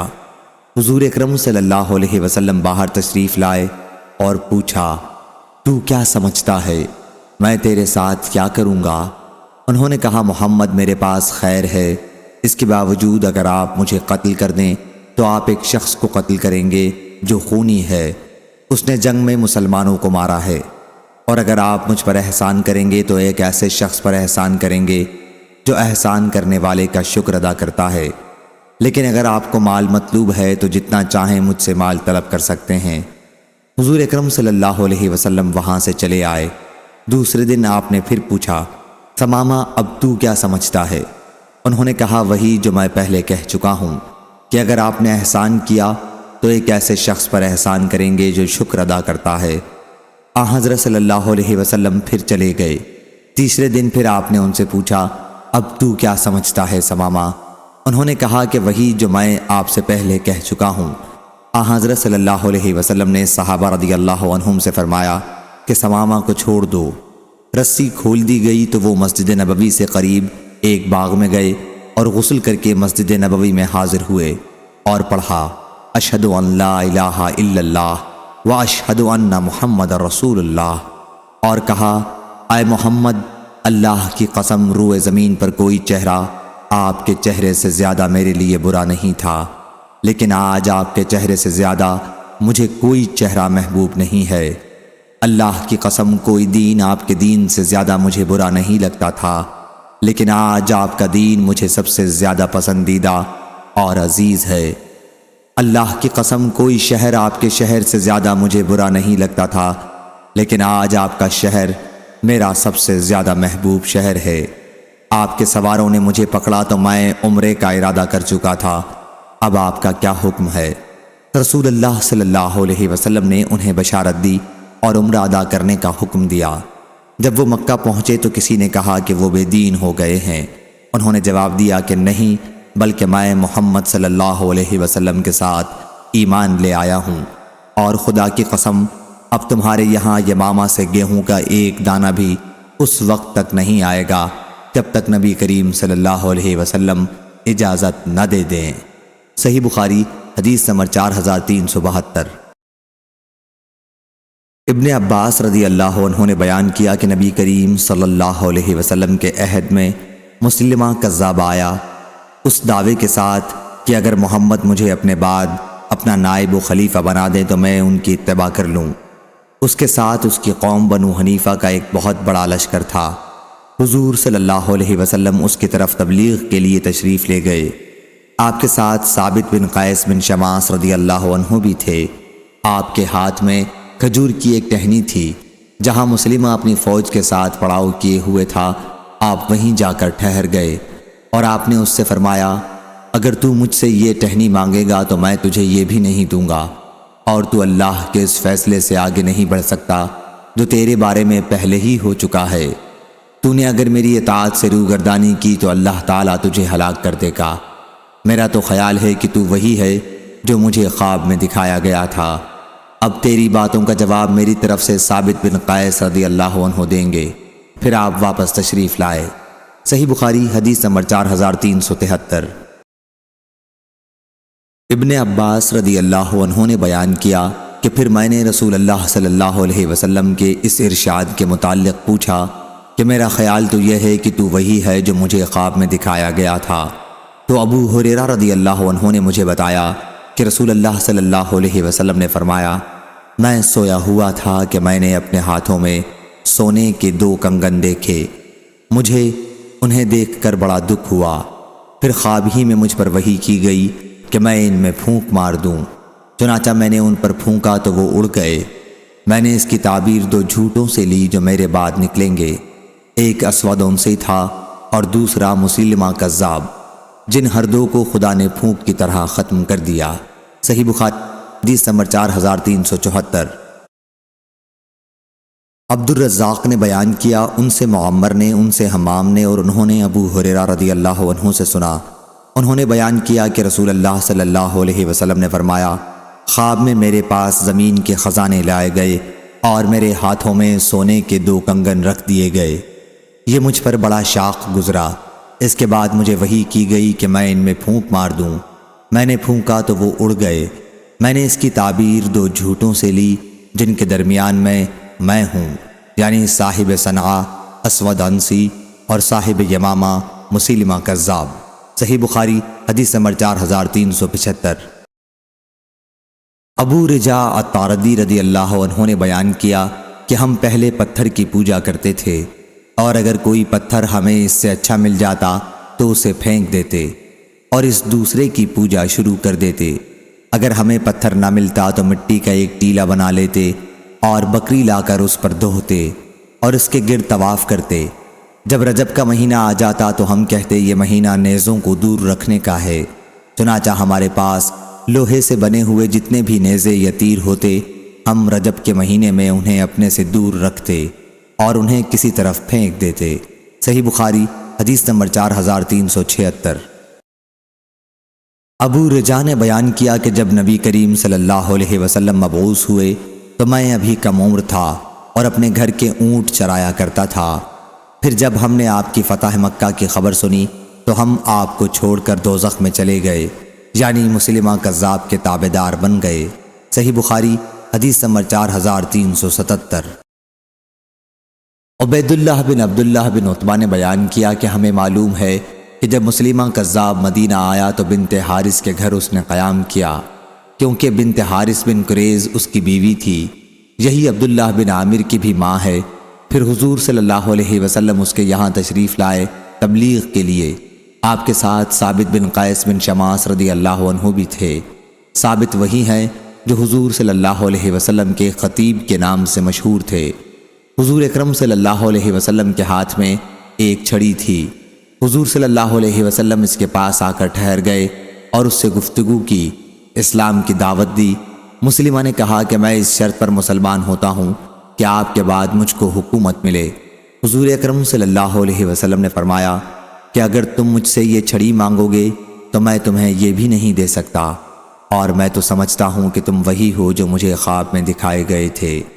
یہ ثابت بن قیس رضی اللہ عنہ ہیں اور میری طرف سے تمہاری باتوں کا یہی جواب دیں گے۔ پھر حضور صلی اللہ علیہ وسلم واپس تشریف لائے۔ صحیح بخاری حدیث نمبر 4378۔ عبید اللہ بن عبداللہ نے کہا کہ میں نے عبداللہ بن عباس رضی اللہ عنہ سے حضور اکرم صلی اللہ علیہ وسلم کے اس خواب کے متعلق پوچھا جس کا ذکر آپ نے فرمایا تھا، تو انہوں نے بتایا کہ مجھے معلوم ہوا ہے کہ حضور صلی اللہ علیہ وسلم نے فرمایا مجھے خواب میں دکھایا گیا تھا کہ میرے ہاتھوں پر سونے کے 2 کنگن رکھ دیے گئے ہیں۔ میں اس سے بہت گھبرایا اور ان کنگنوں سے مجھے تشویش ہوئی۔ پھر مجھے حکم ہوا اور میں نے انہیں پھونک دیا تو دونوں کنگن اڑ گئے۔ میں نے اس کی تعبیر 2 جھوٹوں سے لی جو خروج کرنے والے ہیں۔ عبید اللہ نے بیان کیا کہ ان میں سے ایک اسود عنسی تھا جسے فیروز نے یمن میں قتل کیا، اور دوسرا مسلمہ کذاب تھا۔ صحیح بخاری حدیث نمبر 4389۔ یحییٰ بن آدم نے بیان کیا، ان سے اسرائیل نے، ان سے ابو اسحاق نے، ان سے صلاح بن ظفر نے اور ان سے حضرت حذیفہ رضی اللہ عنہ نے بیان کیا کہ نجران کے 2 سردار عاقب اور سید رسول اللہ صلی اللہ علیہ وسلم سے مباہلہ کرنے کے لیے آئے تھے، لیکن ایک نے اپنے دوسرے ساتھی سے کہا کہ ایسا نہ کرو، کیونکہ خدا کی قسم اگر یہ نبی ہوئے اور پھر بھی ہم نے ان سے مباہلہ کیا تو ہم پنپ نہیں سکتے اور نہ ہمارے بعد ہماری نسلیں رہ سکیں گی۔ پھر ان دونوں نے حضور صلی اللہ علیہ وسلم سے کہا کہ جو کچھ آپ مانگیں ہم جزیہ دینے کے لیے تیار ہیں، آپ ہمارے ساتھ کوئی امین بھیج دیجئے، جو بھی آدمی ہمارے ساتھ بھیجیں وہ امین ہونا ضروری ہے۔ حضرت صلی اللہ علیہ وسلم نے فرمایا کہ میں تمہارے ساتھ ایک ایسا آدمی بھیجوں گا جو امانت دار ہو، بلکہ پورا امانت دار ہوگا۔ صحابہ رضی اللہ عنہم حضرت صلی اللہ علیہ وسلم کے منتظر تھے۔ آپ نے فرمایا ابو عبیدہ بن الجراح اٹھو۔ جب وہ کھڑے ہوئے تو حضرت صلی اللہ علیہ وسلم نے فرمایا کہ یہ اس امت کے امین ہیں۔ صحیح بخاری حدیث نمبر 4380۔ ابو حذیفہ رضی اللہ عنہ نے بیان کیا کہ اہل نجران نبی کریم صلی اللہ علیہ وسلم کی خدمت میں حاضر ہوئے اور عرض کیا کہ ہمارے ساتھ کوئی امانت دار آدمی بھیجیے۔ حضرت صلی اللہ علیہ وسلم نے فرمایا کہ میں تمہارے ساتھ ایسا آدمی بھیجوں گا جو ہر حیثیت سے امانت دار ہوگا۔ صحابہ رضی اللہ عنہ منتظر تھے۔ آخر حضور صلی اللہ علیہ وسلم نے ابو عبیدہ بن الجراح رضی اللہ عنہ کو بھیجا۔ صحیح بخاری حدیث نمبر 4381۔ شعبہ نے بیان کیا ان سے خالد نے، ان سے ابو قلابہ نے اور ان سے انس رضی اللہ عنہ نے کہ نبی کریم صلی اللہ علیہ وسلم نے فرمایا ہر امت میں امین امانت دار ہوتے ہیں اور اس امت کے امین ابو عبیدہ بن الجراح رضی اللہ عنہ ہیں۔ صحیح بخاری حدیث نمبر 4382۔ سفیان بن عینہ نے بیان کیا کہ انہوں نے محمد بن المنقدر سے سنا، انہوں نے حضرت جابر بن عبداللہ رضی اللہ عنہ سے سنا، وہ بیان کرتے تھے کہ رسول اللہ صلی اللہ علیہ وسلم نے مجھ سے فرمایا تھا جب میرے پاس بحرین سے روپیہ آئے گا تو میں تمہیں اتنا 3 لب بھر کر روپیہ دوں گا، لیکن بحرین سے جس وقت روپیہ آیا تو حضور اکرم صلی اللہ علیہ وسلم کی وفات ہو چکی تھی، اس لیے وہ روپیہ ابو بکر صدیق رضی اللہ عنہ کے پاس آیا اور انہوں نے اعلان کروا دیا کہ اگر کسی کا حضور اکرم صلی اللہ علیہ وسلم پر قرض یا کسی سے حضور اکرم صلی اللہ علیہ وسلم کا کوئی وعدہ ہو تو وہ میرے پاس آئے۔ جابر رضی اللہ عنہ نے بیان کیا کہ میں ان کے پاس گیا اور انہیں بتایا کہ حضور اکرم صلی اللہ علیہ وسلم نے مجھ سے فرمایا تھا کہ اگر بحرین سے میرے پاس روپیہ آیا تو میں تمہیں اتنا 3 لب بھر کر دوں گا۔ جابر نے بیان کیا کہ پھر میں نے ان سے ملاقات کی اور ان سے اس کے متعلق کہا، لیکن انہوں نے اس مرتبہ مجھے نہیں دیا۔ میں پھر ان کے یہاں گیا، اس مرتبہ بھی انہوں نے مجھے نہیں دیا۔ میں پھر ان کے یہاں گیا، اس مرتبہ بھی انہوں نے نہیں دیا۔ میں تیسری مرتبہ گیا، اس مرتبہ بھی انہوں نے نہیں دیا۔ اس لیے میں نے ان سے کہا کہ میں آپ کے یہاں 1 مرتبہ آیا، آپ نے نہیں دیا، پھر آیا اور آپ نے نہیں دیا، پھر تیسری مرتبہ آیا ہوں اور آپ اس مرتبہ بھی نہیں دے رہے ہیں۔ اگر آپ کو مجھے دینا ہے تو دے دیجئے، ورنہ صاف کہہ دیجئے کہ میرا دل دینے کو نہیں چاہتا، میں بخیل ہوں۔ اس پر ابو بکر رضی اللہ عنہ نے فرمایا کہ تم نے کہا ہے کہ میرے معاملے میں بخل کر لو، بھلا بخل سے بڑھ کر اور کیا عیب ہو سکتا ہے؟ 3 مرتبہ انہوں نے یہ جملہ دہرایا اور کہا میں نے تمہیں جب بھی ٹالا تو میرا ارادہ یہی تھا کہ بہرحال تمہیں دینا ہے۔ اور اسی سند سے عمرو بن دینار سے روایت ہے، ان سے محمد بن علی باقر نے بیان کیا، انہوں نے کہا کہ میں نے جابر بن عبداللہ رضی اللہ عنہ سے سنا، انہوں نے بیان کیا کہ میں حاضر ہوا تو ابو بکر رضی اللہ عنہ نے مجھے 1 لب بھر کر روپیہ دیا اور کہا کہ اسے گن لو۔ میں نے گنا تو 500 تھا، فرمایا کہ 2 مرتبہ اتنا ہی اور لے لو۔ صحیح بخاری حدیث نمبر 4383۔ یحییٰ بن آدم نے بیان کیا، کہا ہم سے یحییٰ بن زکریا بن ابی زائدہ نے بیان کیا، ان سے ان کے والد نے اور ان سے ابو اسحاق عمرو بن عبداللہ نے، ان سے اسود بن یزید نے اور ان سے ابو موسیٰ اشعری رضی اللہ عنہ نے کہ میں اور میرے بھائی ابو رحم یا ابو بردہ یمن سے آئے تو ہم ابتدا میں بہت دنوں تک یہ سمجھتے رہے کہ ابن مسعود رضی اللہ عنہ اور ان کی والدہ ام عبداللہ رضی اللہ عنہا دونوں حضرت صلی اللہ علیہ وسلم کے اہل بیت میں سے ہیں، کیونکہ یہ حضرت صلی اللہ علیہ وسلم کے گھر میں رات دن بہت آیا جایا کرتے تھے اور ہر وقت حضور صلی اللہ علیہ وسلم کے ساتھ رہا کرتے تھے۔ صحیح بخاری حدیث نمبر 4384۔ عبد السلام بن حرب نے بیان کیا، ان سے ایوب سختیانی نے، ان سے ابو قلابہ نے اور ان سے زہدم نے کہ جب ابو موسیٰ رضی اللہ عنہ کوفہ کے امیر بن کر عثمان رضی اللہ عنہ کے عہد خلافت میں آئے تو اس قبیلہ جرم کا انہوں نے بہت اعزاز کیا۔ زہدم کہتے ہیں کہ ہم آپ کی خدمت میں بیٹھے ہوئے تھے اور وہ مرغ کا ناشتہ کر رہے تھے، حاضرین میں ایک اور صاحب بھی بیٹھے ہوئے تھے۔ ابو موسیٰ رضی اللہ عنہ نے انہیں بھی کھانے پر بلایا تو ان صاحب نے کہا کہ جب سے میں نے مرغیوں کو کچھ گندی چیزیں کھاتے دیکھا ہے اسی وقت سے مجھے اس کے گوشت سے گھن آنے لگی ہے۔ ابو موسیٰ رضی اللہ عنہ نے کہا آؤ بھائی، میں نے رسول اللہ صلی اللہ علیہ وسلم کو اس کا گوشت کھاتے دیکھا ہے۔ ان صاحب نے کہا لیکن میں نے اس کا گوشت نہ کھانے کی قسم کھا رکھی ہے۔ انہوں نے کہا تم آ تو جاؤ، میں تمہیں تمہاری قسم کے بارے میں بھی علاج بتاؤں گا۔ ہم قبیلہ اشعر کے چند لوگ نبی کریم صلی اللہ علیہ وسلم کی خدمت میں حاضر ہوئے اور آپ سے غزوہ تبوک کے لیے جانور مانگے۔ حضور صلی اللہ علیہ وسلم نے فرمایا کہ سواری نہیں ہے۔ ہم نے پھر آپ سے مانگا تو آپ نے اس مرتبہ قسم کھائی کہ آپ ہم کو سواری نہیں دیں گے، لیکن ابھی کچھ زیادہ دیر نہیں ہوئی تھی کہ غنیمت میں کچھ اونٹ آئے۔ حضرت صلی اللہ علیہ وسلم نے ان میں سے 5 اونٹ ہم کو دلائے۔ جب ہم نے انہیں لے لیا تو پھر ہم نے کہا کہ یہ تو ہم نے حضرت صلی اللہ علیہ وسلم کو دھوکہ دیا، آپ کو غفلت میں رکھا قسم یاد نہیں دلائی، ایسی حالت میں ہماری بھلائی کبھی نہیں ہوگی۔ آخر میں آپ کے پاس آیا اور میں نے کہا یا رسول اللہ، آپ نے تو قسم کھا لی تھی کہ آپ ہم کو سواری نہیں دیں گے، پھر آپ نے سواری دے دی۔ حضرت صلی اللہ علیہ وسلم نے فرمایا ٹھیک ہے، لیکن جب بھی میں کوئی قسم کھاتا ہوں اور پھر اس کے سوا دوسری صورت مجھے اس سے بہتر نظر آتی ہے تو میں وہی کرتا ہوں جو بہتر ہوتا ہے اور قسم کا کفارہ دے دیتا ہوں۔ صحیح بخاری حدیث نمبر 4385۔ عمران بن حسین رضی اللہ عنہ نے بیان کیا کہ بنو تمیم رسول اللہ صلی اللہ علیہ وسلم کی خدمت میں حاضر ہوئے تو آپ نے فرمایا اے بنو تمیم بشارت قبول کر لو۔ انہوں نے کہا کہ جب آپ نے ہمیں بشارت دی ہے تو کچھ روپے بھی عنایت فرمائیے۔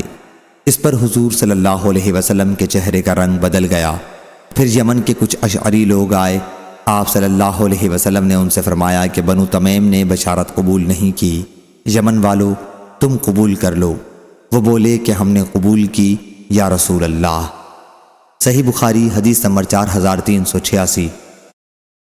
شعبہ نے بیان کیا ان سے اسماعیل بن ابی خالد نے، ان سے قیس بن حازم نے اور ان سے ابو مسعود رضی اللہ عنہ نے کہ نبی کریم صلی اللہ علیہ وسلم نے فرمایا ایمان تو ادھر ہے، اور آپ نے اپنے ہاتھ سے یمن کی طرف اشارہ کیا، اور بے رحمی اور سخت دلی اونٹ کی دم کے پیچھے پیچھے چلانے والوں میں ہے، جدھر شیطان کے دونوں سینگ نکلتے ہیں، یعنی مشرق قبیلہ ربیہ اور مضر کے لوگوں میں۔ صحیح بخاری حدیث نمبر 4387۔ شعبہ نے بیان کیا ان سے اسماعیل بن ابی خالد نے، ان سے قیس بن حازم نے اور ان سے ابو مسعود رضی اللہ عنہ نے کہ نبی کریم صلی اللہ علیہ وسلم نے فرمایا ایمان تو ادھر ہے، اور آپ نے اپنے ہاتھ سے یمن کی طرف اشارہ کیا، اور بے رحمی اور سخت دلی اونٹ کی دم کے پیچھے پیچھے چلانے والوں میں ہے، جدھر شیطان کے دونوں سینگ نکلتے ہیں، یعنی مشرق قبیلہ ربیہ اور مضر کے لوگوں میں۔ صحیح بخاری حدیث نمبر 4387۔ عبدالحمید نے بیان کیا ان سے ابن بلال نے، ان سے ثور بن زید نے، ان سے ابو الغیث سالم نے اور ان سے ابو ہریرہ رضی اللہ عنہ نے کہ رسول اللہ صلی اللہ علیہ وسلم نے فرمایا ایمان یمن کا ہے، اور فتنہ دین کی خرابی ادھر سے ہے، اور ادھر ہی سے شیطان کے سر کا کونا نمودار ہوگا۔ صحیح بخاری حدیث نمبر 4389۔ ابو زناد نے بیان کیا ان سے اعرج نے اور ان سے ابو ہریرہ رضی اللہ عنہ نے بیان کیا کہ نبی کریم صلی اللہ علیہ وسلم نے فرمایا تمہارے یہاں اہل یمن آئے ہیں جو نرم دل رقیق القلب ہیں، دین کی سمجھ یمن والوں میں ہے اور حکمت بھی یمن کی ہے۔ صحیح بخاری حدیث نمبر 4390۔ علقمہ نے بیان کیا کہ ہم عبداللہ بن مسعود رضی اللہ عنہ کے پاس بیٹھے ہوئے تھے، اتنے میں خباب بن عرط رضی اللہ عنہ مشہور صحابی تشریف لائے اور کہا ابو عبد الرحمن، کیا یہ نوجوان لوگ جو تمہارے شاگرد ہیں اسی طرح قرآن پڑھ سکتے ہیں جیسے آپ پڑھتے ہیں؟ ابن مسعود رضی اللہ عنہ نے کہا کہ اگر آپ چاہتے ہیں تو میں کسی سے تلاوت کے لیے کہوں۔ انہوں نے فرمایا کہ ضرور۔ اس پر ابن مسعود رضی اللہ عنہ نے کہا علقمہ تم پڑھو۔ زید بن حدیر زیاد بن حدیر کے بھائی بولے آپ علقمہ سے تلاوت قرآن کے لیے فرماتے ہیں، حالانکہ وہ ہم سب سے اچھے قاری نہیں ہیں۔ ابن مسعود رضی اللہ عنہ نے کہا اگر تم چاہو تو میں تمہیں وہ حدیث سنا دوں جو رسول اللہ صلی اللہ علیہ وسلم نے تمہاری قوم کے حق میں فرمائی تھی۔ خیر علقمہ کہتے ہیں کہ میں نے سورہ مریم کی 50 آیتیں پڑھ کر سنائیں۔ عبداللہ بن مسعود رضی اللہ عنہ نے خباب رضی اللہ عنہ سے پوچھا کہو کیسا پڑھتا ہے؟ خباب رضی اللہ عنہ نے کہا بہت خوب پڑھا۔ عبداللہ رضی اللہ عنہ نے کہا کہ جو آیت بھی میں جس طرح پڑھتا ہوں علقمہ بھی اسی طرح پڑھتا ہے۔ پھر انہوں نے خباب رضی اللہ عنہ کو دیکھا، ان کے ہاتھ میں سونے کی انگوٹھی تھی، تو کہا کیا ابھی وقت نہیں آیا کہ یہ انگوٹھی پھینک دی جائے؟ خباب نے کہا آج کے بعد آپ یہ انگوٹھی میرے ہاتھ میں نہیں دیکھیں گے۔ چنانچہ انہوں نے انگوٹھی اتار دی۔ اس حدیث کو غندر نے شعبہ سے روایت کیا ہے۔ صحیح بخاری حدیث نمبر 4391۔ عبداللہ بن ذکوان نے بیان کیا ان سے عبد الرحمن اعرج نے اور ان سے ابو ہریرہ رضی اللہ عنہ نے بیان کیا کہ طفیل بن عمرو رضی اللہ عنہ نبی کریم صلی اللہ علیہ وسلم کی خدمت میں حاضر ہوئے اور عرض کیا کہ قبیلہ دوست تو تباہ ہوا، نافرمانی اور انکار کیا، اسلام قبول نہیں کیا، آپ اللہ سے ان کے لیے دعا کیجیے۔ حضرت صلی اللہ علیہ وسلم نے فرمایا، اے اللہ، قبیلہ دوس کو ہدایت دے اور انہیں میرے یہاں لے آ۔ صحیح بخاری حدیث نمبر 4392۔ ابو ہریرہ رضی اللہ عنہ نے بیان کیا کہ جب میں اپنے وطن سے نبی کریم صلی اللہ علیہ وسلم کی خدمت میں حاضر ہونے کے لیے چلا تو راستے میں نے یہ شعر پڑھا۔ ترجمہ: کیسی ہے تکلیف کی لمبی یہ رات، خیر اس نے کفر سے دی ہے نجات، اور میرا غلام راستے میں بھاگ گیا تھا، پھر میں یہاں حضرت صلی اللہ علیہ وسلم کی خدمت میں حاضر ہوا اور آپ سے بیعت کی۔ ابھی آپ کے پاس میں بیٹھا ہی ہوا تھا کہ وہ غلام دکھائی دیا۔ آپ نے مجھ سے فرمایا، ابو ہریرہ یہ ہے تمہارا غلام۔ میں نے کہا، اللہ کے لیے، میں نے اس کو اب آزاد کر دیا۔ صحیح بخاری حدیث نمبر 4393۔ عدی بن حاتم رضی اللہ عنہ نے بیان کیا کہ ہم حضرت عمر رضی اللہ عنہ کی خدمت میں ان کے دور خلافت میں ایک وفد کی شکل میں آئے۔ وہ ایک ایک شخص کو نام لے لے کر بلاتے جاتے۔ میں نے ان سے کہا، کیا آپ مجھے پہچانتے نہیں یا امیر المومنین؟ فرمایا، کیا تمہیں بھی نہیں پہچانوں گا؟ تم اس وقت اسلام لائے جب یہ سب کفر پر قائم تھے، تم نے اس وقت توجہ کی جب یہ سب منہ موڑ رہے تھے، تم نے اس وقت وفا کی جب یہ سب بے وفائی کر رہے تھے، اور اس وقت پہچانا جب ان سب نے انکار کیا تھا۔ عدی رضی اللہ عنہ نے کہا، بس اب مجھے کوئی پرواہ نہیں۔ صحیح بخاری حدیث نمبر 4394۔ عدی بن حاتم رضی اللہ عنہ نے بیان کیا کہ ہم حضرت عمر رضی اللہ عنہ کی خدمت میں ان کے دور خلافت میں ایک وفد کی شکل میں آئے۔ وہ ایک ایک شخص کو نام لے لے کر بلاتے جاتے۔ میں نے ان سے کہا، کیا آپ مجھے پہچانتے نہیں یا امیر المومنین؟ فرمایا، کیا تمہیں بھی نہیں پہچانوں گا؟ تم اس وقت اسلام لائے جب یہ سب کفر پر قائم تھے، تم نے اس وقت توجہ کی جب یہ سب منہ موڑ رہے تھے، تم نے اس وقت وفا کی جب یہ سب بے وفائی کر رہے تھے، اور اس وقت پہچانا جب ان سب نے انکار کیا تھا۔ عدی رضی اللہ عنہ نے کہا، بس اب مجھے کوئی پرواہ نہیں۔ صحیح بخاری حدیث نمبر 4394۔ ابن جریج نے بیان کیا، کہا مجھ سے عطا بن ابی رباح نے بیان کیا اور ان سے ابن عباس رضی اللہ عنہ نے کہ عمرہ کرنے والا صرف بیت اللہ کے طواف سے حلال ہو سکتا ہے۔ ابن جریج نے کہا، میں نے عطا سے پوچھا کہ ابن عباس رضی اللہ عنہ نے یہ مسئلہ کہاں سے نکالا؟ انہوں نے بتایا کہ اللہ تعالیٰ کے ارشاد ثم محلها الی البیت العتیق سورہ حج سے، اور نبی کریم صلی اللہ علیہ وسلم کے اس حکم کی وجہ سے جو آپ نے اپنے اصحاب کو حجۃ الوداع میں احرام کھول دینے کے لیے دیا تھا۔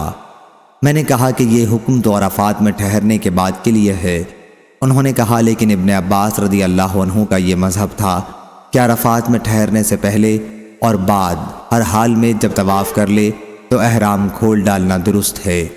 صحیح بخاری حدیث نمبر 4396۔ ابن جریج نے بیان کیا، کہا مجھ سے عطا بن ابی رباح نے بیان کیا اور ان سے ابن عباس رضی اللہ عنہ نے کہ عمرہ کرنے والا صرف بیت اللہ کے طواف سے حلال ہو سکتا ہے۔ ابن جریج نے کہا، میں نے عطا سے پوچھا کہ ابن عباس رضی اللہ عنہ نے یہ مسئلہ کہاں سے نکالا؟ انہوں نے بتایا کہ اللہ تعالیٰ کے ارشاد ثم محلها الی البیت العتیق سورہ حج سے، اور نبی کریم صلی اللہ علیہ وسلم کے اس حکم کی وجہ سے جو آپ نے اپنے اصحاب کو حجۃ الوداع میں احرام کھول دینے کے لیے دیا تھا۔ میں نے کہا کہ یہ حکم تو عرفات میں ٹھہرنے کے بعد کے لیے ہے۔ انہوں نے کہا، لیکن ابن عباس رضی اللہ عنہ کا یہ مذہب تھا کہ عرفات میں ٹھہرنے سے پہلے اور بعد ہر حال میں جب طواف کر لے تو احرام کھول ڈالنا درست ہے۔ صحیح بخاری حدیث نمبر 4396۔ عبداللہ بن عمر رضی اللہ عنہ نے خبر دی کہ نبی کریم صلی اللہ علیہ وسلم کی زوجہ مطہرہ حفصہ رضی اللہ عنہا نے انہیں خبر دی کہ حضور اکرم صلی اللہ علیہ وسلم نے حجۃ الوداع کے موقع پر اپنی بیویوں کو حکم دیا کہ عمرہ کرنے کے بعد حلال ہو جائیں، یعنی احرام کھول دیں۔ حفصہ رضی اللہ عنہا نے عرض کیا، یا رسول اللہ، پھر آپ کیوں نہیں حلال ہوتے؟ آپ صلی اللہ علیہ وسلم نے فرمایا کہ میں نے تو اپنے بالوں کو جما لیا ہے اور اپنی قربانی کو ہار پہنا دیا ہے، اس لیے میں جب تک قربانی نہ کر لوں اس وقت تک احرام نہیں کھول سکتا۔ صحیح بخاری حدیث نمبر 4398۔ شعیب نے بیان کیا، ان سے ظاہری نے دوسری سند اور امام بخاری رحمہ اللہ نے کہا، اور مجھ سے محمد بن یوسف فریابی نے بیان کیا کہا ہم سے امام اوزائی نے بیان کیا، کہا کہ مجھے ابن شہاب نے خبر دی، انہیں سلیمان بن یسار نے، اور انہیں ابن عباس رضی اللہ عنہ نے، کہ قبیلہ خشعم کی ایک عورت نے حجۃ الوداع کے موقع پر رسول کریم صلی اللہ علیہ وسلم سے ایک مسئلہ پوچھا۔ فضل بن عباس رضی اللہ عنہ حضور اکرم صلی اللہ علیہ وسلم ہی کی سواری پر آپ کے پیچھے بیٹھے ہوئے تھے۔ انہوں نے پوچھا کہ یا رسول اللہ صلی اللہ علیہ وسلم، اللہ کا جو فریضہ اس کے بندوں پر ہے یعنی حج، میرے والدین پر بھی فرض ہو چکا ہے، لیکن بڑھاپے کی وجہ سے ان کی حالت یہ ہے کہ وہ سواری پر نہیں بیٹھ سکتے، تو کیا میں ان کی طرف سے حج ادا کر سکتی ہوں؟ آپ نے فرمایا کہ ہاں کر سکتی ہو۔ صحیح بخاری حدیث نمبر 4399۔ عبداللہ بن عمر رضی اللہ عنہ نے بیان کیا کہ فتح مکہ کے دن نبی کریم صلی اللہ علیہ وسلم تشریف لائے۔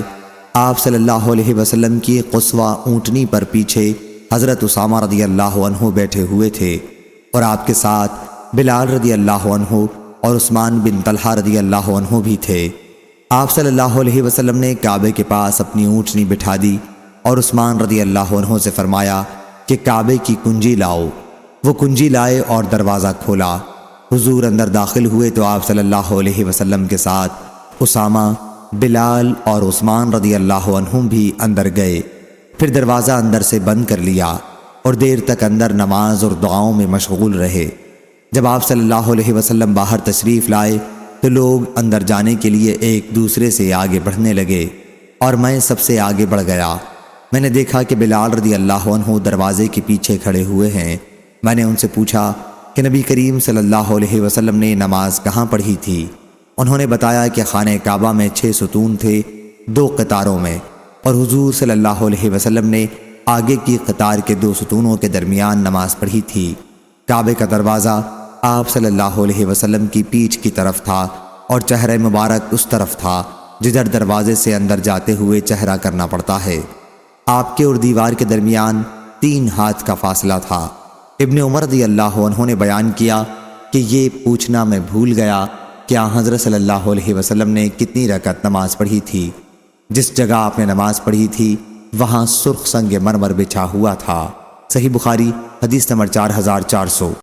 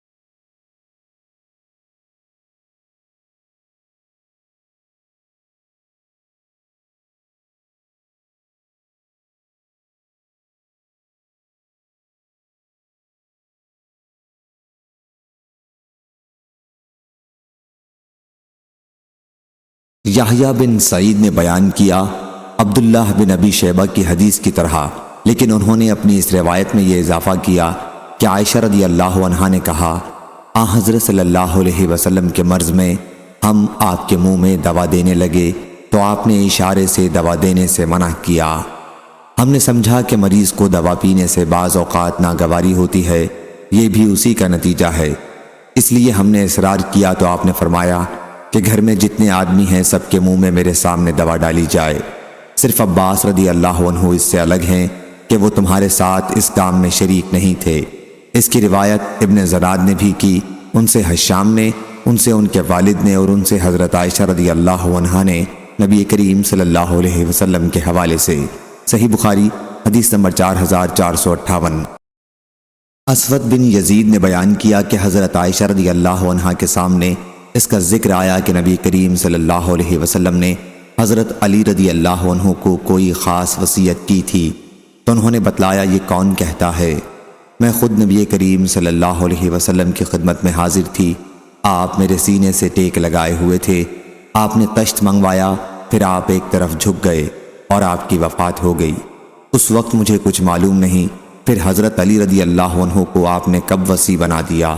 صحیح بخاری حدیث نمبر 4459۔ طلحہ بن مصرف نے بیان کیا کہ میں نے عبداللہ بن ابی اوفا رضی اللہ عنہ سے پوچھا، کیا رسول اللہ صلی اللہ علیہ وسلم نے کسی کو وصی بنایا تھا؟ انہوں نے کہا کہ نہیں۔ میں نے پوچھا کہ لوگوں پر وصیت کرنا کیسے فرض ہے یا وصیت کرنے کا کیسے حکم ہے؟ انہوں نے بتایا کہ آپ نے کتاب اللہ کے مطابق عمل کرتے رہنے کی وصیت کی تھی۔ صحیح بخاری حدیث نمبر 4460۔ عمرو بن حارث رضی اللہ عنہ نے بیان کیا کہ رسول اللہ صلی اللہ علیہ وسلم نے نہ درہم چھوڑے تھے نہ دینار، نہ کوئی غلام نہ باندی، سوا اپنے سفید خچر کے جس پر آپ سوار ہوا کرتے تھے، اور آپ کا ہتھیار اور کچھ وہ زمین جو آپ صلی اللہ علیہ وسلم نے اپنی زندگی میں مجاہدوں اور مسافروں کے لیے وقف کر رکھی تھی۔ صحیح بخاری حدیث نمبر 4461۔ حماد بن زید نے بیان کیا، ان سے ثابت بنانی نے اور ان سے انس بن مالک رضی اللہ عنہ نے کہ شدت مرض کے زمانے میں نبی کریم صلی اللہ علیہ وسلم کی بے چینی بہت بڑھ گئی تھی۔ حضرت فاطمہ زہرا رضی اللہ عنہا نے کہا، ابا جان کو کتنی بے چینی ہے۔ حضور صلی اللہ علیہ وسلم نے اس پر فرمایا، آج کے بعد تمہارے ابا جان کی یہ بے چینی نہیں رہے گی۔ پھر جب آن حضرت صلی اللہ علیہ وسلم کی وفات ہو گئی تو فاطمہ رضی اللہ عنہا کہتی تھیں، ہائے ابا جان، آپ اپنے رب کے بلاوے پر چلے گئے، ہائے ابا جان، آپ جنت الفردوس میں اپنے مقام پر چلے گئے، ہم جبریل علیہ السلام کو آپ کی وفات کی خبر سناتے ہیں۔ پھر جب آن حضرت صلی اللہ علیہ وسلم دفن کر دیے گئے تو آپ رضی اللہ عنہ نے انس رضی اللہ عنہ سے کہا، انس، تمہارے دل رسول اللہ صلی اللہ علیہ وسلم کے نعش پر مٹی ڈالنے کے لیے کس طرح آمادہ ہو گئے تھے۔ صحیح بخاری حدیث نمبر 4462۔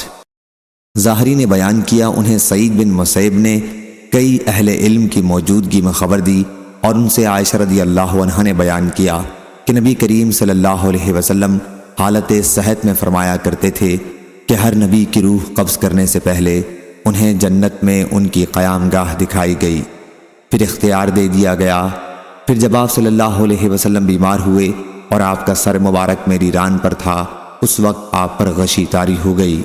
جب ہوش میں آئے تو آپ نے اپنی نظر گھر کی چھت کی طرف اٹھا لی اور فرمایا، اللہم رفیق الاعلیٰ، اے اللہ مجھے اپنی بارگاہ میں انبیاء اور صدیقین سے ملا دے۔ میں اسی وقت سمجھ گئی کہ اب آپ ہمیں پسند نہیں کر سکتے، اور مجھے وہ حدیث یاد آ گئی جو آپ حالت صحت میں ہم سے بیان کیا کرتے تھے۔ عائشہ رضی اللہ عنہا نے بیان کیا کہ آخری کلمہ جو زبان مبارک سے نکلا وہ یہی تھا کہ اللہم رفیق الاعلیٰ۔ صحیح بخاری حدیث نمبر 4463۔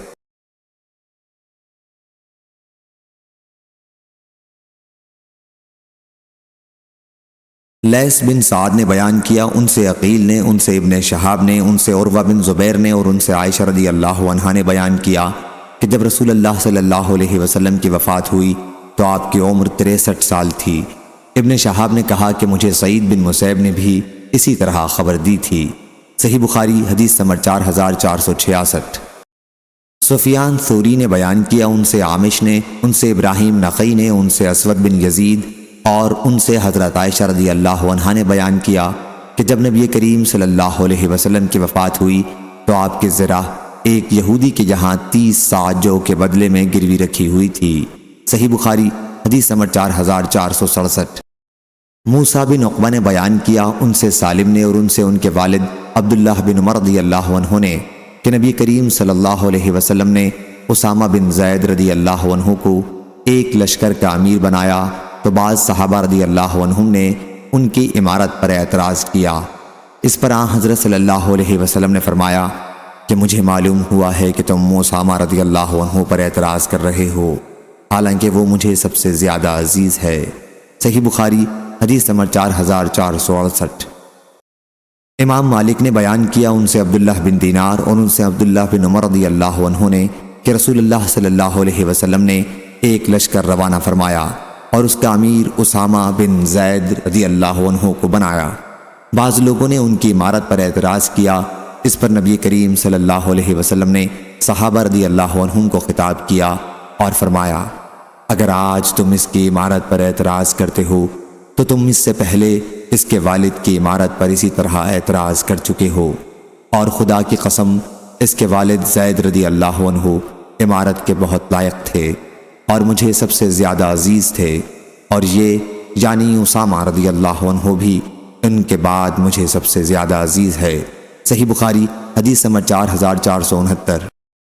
عمرو بن حارث نے خبر دی، انہیں عمرو بن ابی حبیب نے ان سے ابو الخیر نے عبد الرحمن بن عصیلہ صنابحی سے جناب ابو الخیر نے ان سے پوچھا تھا کہ تم نے کب ہجرت کی تھی؟ انہوں نے بیان کیا کہ ہم ہجرت کے ارادے سے یمن سے چلے، ابھی ہم مقام جحفہ میں پہنچے تھے کہ ایک سوار سے ہماری ملاقات ہوئی۔ ہم نے ان سے مدینہ کی خبر پوچھی تو انہوں نے بتایا کہ نبی کریم صلی اللہ علیہ وسلم کی وفات کو 5 دن ہو چکے ہیں۔ میں نے پوچھا تم نے لیلۃ القدر کے بارے میں کوئی حدیث سنی ہے؟ انہوں نے فرمایا کہ ہاں، حضور اکرم صلی اللہ علیہ وسلم کے مؤذن بلال رضی اللہ عنہ نے مجھے خبر دی ہے کہ لیلۃ القدر رمضان کے آخری عشرے کے 7 دنوں میں ایک طاق رات ہوتی ہے۔ صحیح بخاری حدیث نمبر 4470۔ ابو اسحاق نے بیان کیا کہ میں نے حضرت زید بن ارقم رضی اللہ عنہ سے پوچھا کہ نبی کریم صلی اللہ علیہ وسلم کے ساتھ تم نے کتنے غزوے کیے تھے؟